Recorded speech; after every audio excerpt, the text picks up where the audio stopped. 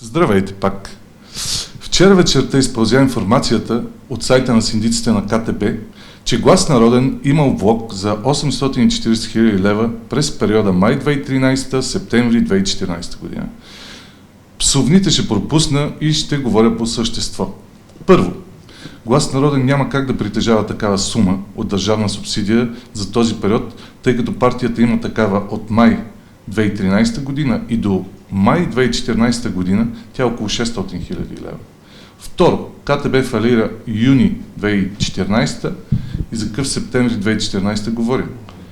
Трето, влогът на Глас Народен е от май 2014 и не е точно 840 хиляди лева, а е около 146 хиляди лева.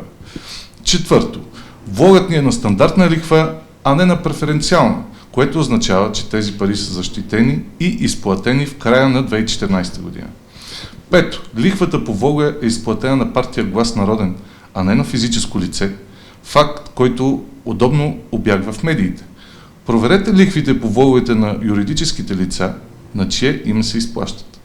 Шесто, Глас Народен няма кредит нито в КТБ, нито в друга банка. Седмо, странно е, че в таблиците по сметки на ДСБ в КТБ има сумата 146 хиляди лева, което ни навежда на мисълта, че тези 840 хиляди лева може би са техни, след като не са на Глас Народен. И седмо, последно, към всички клеветници.